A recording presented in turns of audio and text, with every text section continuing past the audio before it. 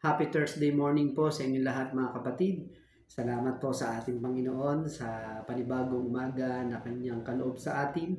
At ang umagang ito tayo po ay patuloy na magbulay-bulay ng kanyang mga salita sa pamamagitan ng ating online morning devotion, ang ating Grab Food for the Soul, our daily dose for the nourishment of our soul.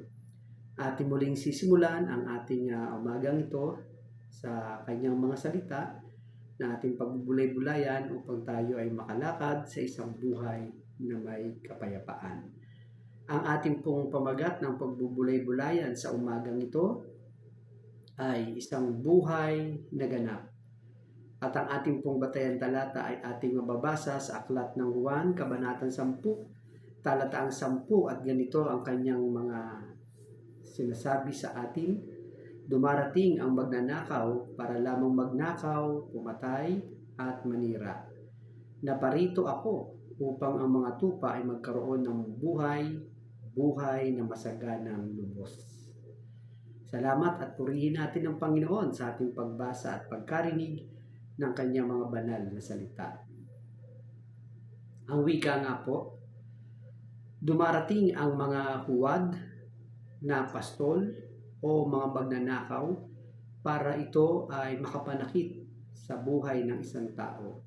Kaya ang kanila pong pagpapahayag ng kanilang mga sarili ay tunay na marami ang maaakit, sapagkat ang sabi po, katulad nila ay mga lobong nakadamit ng tupa. Sabi po sa Mateo 7:15, mag-ingat kayo sa mga huwad na propeta. Lumalapit sila sa inyo na parang tupa, ngunit ang totoo'y mababangis na asong gubat. Ganon din sinabi po sa Gawa 20 verse 29. Alam kong pagkaalis ko'y magsisipasok ang mababangis na asong gubat at walang patawad nilang lalapain ang kawan. Ganyan po ang kasama ang mga tinatawag na mga huwad na pastol at mga magnanakaw na nais nilang sirain ang buhay ng isang tao. Ngunit ang ating Panginoong Hesus na mabuting pastol ay dumarating sa mga tupa o mananampalataya upang magkaroon ng isang buhay na lubos, kasaganahan at ganap. Kamatayan ang dala ng mga huwad na pastol, buhay naman ang dulot ng tunay na pastol. Ang buhay na ito ay buhay na walang hanggan. Sabi nga po sa Juan 10:28, binibigyan ko sila ng buhay na walang hanggan. Kailanman ay hindi sila mapapahamak at hindi sila maaagaw sa aking dinuman. Ang wika nga po mga kapatid, nagsisimula ito sa sandaling sumampalataya ang isang tao at ito'y hanggang magpakailanman. Ang espiritual na buhay ang ipinagkakaloob ng ating Panginoong Hesus. Ito po ay buhay na puspos ng kasaganahan galing sa ating Panginoon Diyos. Isang buhay na puspos ng kagalakan, kapayapaan, kapangyarihan, at ito ay walang hanggan. Salamat at napakabuti ng ating Panginoon na siyang mabuting pastol na tayo ay binibigyan ng kasaganahan ng ating mga buhay, ng kaganapan ng ating mga buhay. Masaganang buhay ang kaloob ng ating Panginoong Hesus sa mga nagnanais na sumunod sa ating Panginoon Diyos. Matiwasay. Bakit hindi mapagtulog ang maraming tao bukod sa may mga sakit na insomnia? Marahil ay madaming alalahanin sa buhay at tawag po doon ay walang katiwasayan. Tayo pong mga Kristiyano ay nakakaranas din ng mga problema at mga pagsubok. Ngunit hindi tayo nawawalan ng pag-asa, kagalakan, sapagkat kasama natin ang Diyos na nag-iingat at kumakalinga sa atin. Kaya nung sinabi ng Panginoon na bibigyan tayo ng isang buhay na ganap, ito po ay nakapaloob sa pagbibigay niya ng katiwasayan sa buhay ng bawat isa sa atin. Matapang na hinaharap ang mga pagsubok ng buhay. Bagamat nakakaranas tayo ng mga kahirapan, problema, ang tao ay nasa pag-iingat ng Panginoon Diyos. Ay punong-puno ng mga karanasan na kanyang naranasan ang pagliligtas ng ating Panginoon. Katulad natin, marami na tayong mga hinarap na iba't ibang mga uri ng problema, ngunit ating na-realize sa ating mga buhay na ang kamay ng Panginoon ay laging nariyan upang tayo ay iligtas sa mga panahon ng pagharap natin sa iba't ibang kalalagayan ng hamon ng buhay. Ito ay nagpapalakas ng loob natin upang harapin ang iba't ibang problema dulot ng buhay, sapagkat alam natin na kailanman ay hindi tayo pababayaan ng Panginoong Diyos. Marunong makontento sa buhay. Ang isang Kristiyano, ang kayamanan ay ang ating Panginoon Diyos. Marunong makontento sa kahit maliit na pagpapala. Marunong tayong maghintay at tumingin sa mga pagkakataong ibinibigay ng Panginoon Diyos sa atin. Hindi tayo nagpupumilit sa mga nais na matamo sapagkat sinasaalang-alang natin ang plano ng Diyos para sa ating mga buhay. Kaya ito po yung mga nakapaloob sa kalalagayan ng isang taong may kasaganahan sa buhay. Hindi lamang sa mga material na bagay, maging sa mga nabanggit natin na meron tayong katiwasayan, matapang nating hinaharap ang pagsubok, at marunong tayong makontento sa ating mga buhay.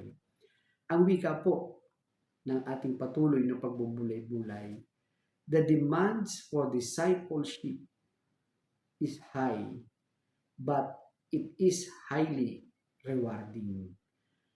So, alam natin na maging sa panahon ng ating Panginoong Hesus at ng mga alagad, ang pagsunod sa Panginoon bilang mga disipulo ay napakahirap lalo sa panahon nila. Ngunit, batid din nila na napakaganda ng mga kaakibat na gantimpala na ipagkakaloob ng ating Panginoon. Ganun din po sa atin. Sa ating pagsisikap at pagpupumilit na maging disipulo ng ating Panginoon, umasa tayo na bibigyan tayo ng masaganang pagpapala, biyaya at gantimpala ng ating Panginoon. Katulad nga po ng ating tinatalakay, ang wika po, magkakaroon tayo ng isang buhay na masagana. Hindi lamang isang buhay na puno, kundi ito ay umaapaw sa mga pagpapalang material, espiritual, isang buhay na puspos at hindi kinakapos. Buhay na walang hanggan, ang pangako sa lahat ng mananatili, loyal at committed hanggang sa araw ng wakas ng buhay. Ang sabi po sa Mateo 10:22, kapopuotan kayo ng lahat dahil sa pagsunod sa akin, ngunit ang manatiling tapat hanggang wakas ay siyang maliligtas. Kaya naman po, patuloy nating damhin ang buhay na may kapangyarihan, karangalan, buhat sa Panginoon Diyos. Sabi po ng dalawang talata sa madalang kasulatan sa Mateo 16:27 at 1 Pedro 1:7, sapagkat darating ang anak ng tao na kasama ang kanyang mga anghel at taglay ang dakilang kapangyarihan ng Ama. Sa panahong iyo'y gagantimpalaan niya ang bawat tao ayon sa ginawa nila. 1 Peter 1:7 ang ginto, bagamat nasisira, ay pinapadaan sa apoy upang malaman kung talagang dalisay. Gayon din naman, ang inyong pananampalataya na higit na mahalaga kaysa ginto ay sinusubok upang malaman kung ito'y talagang tapat. Sa gayon, papupurihan, dadakilain, pararangalan sa araw na mahayag ang ating Panginoong Hesus. Ang wika po, ang salin na huling pangungusap na binasa natin sa 1 Peter 1:7 sa Good News Translation ay, then you will receive praise, glory, and honor on the day when Jesus Christ is revealed. Ang praise ay kaaliwang walang katulad. Ang glory ay worthiness o bigat. Ang honor ay karangalan para lamang sa mga ibinukod ng ating Panginoon Diyos. Patuloy nating pasalamatan ang ating Panginoon sa kanyang pangako na magtatagumpay tayo sa ating mga buhay, hindi lamang dito sa lupa, lalo tigit sa lahat, doon sa ating kabilang buhay na kasama ang Panginoon magpas sa walang hanggan. Sa umagang ito, salamat sa kanyang mga salita na ating napagbulay-bulayan at tayo po ay manalangin. Panginoon, salamat po sa umagang ito na inyong pinagkaloob sa amin ang buhay at kalakasan. Salamat din po, Panginoon, sa inyong pangunguna sa buhay namin, lalo na po ang mga magsisipasok sa trabaho at maging sa mga paaralan at maging iba pang magiging gawaing bahay. I-bless niyo po, Panginoon, ang aming mga gagawin sa buong araw na ito. At patuloy din naming dinadalangin, Panginoon, ng walang patid ang aming mga kapatid na dumadaan sa mga karamdamang pisikal. Ang iyo pong masaganang pagpapala, paghipo sa kanilang mga sitwasyon at kalalagayan sa pamamagitan ng kanilang mga pananampalataya. Ang kagalingan ay kanilang mararanasan. Salamat po, Panginoon, at ikaw po ang aming pinararangalan at niluwalhati sa aming morning online devotion at sa aming pong panalanginan. Sa pangalan po ng iyong bugtong na anak na aming Panginoong Hesus. Amen. Papuri at pasasalamat sa ating Panginoon. Salamat po sa inyong pagsama sa akin sa pagbubulay-bulay ng kanyang mga salita. A friendly reminder po sa bawat isa. Be Christ-like in your workplace today. Humayo at maglingkod.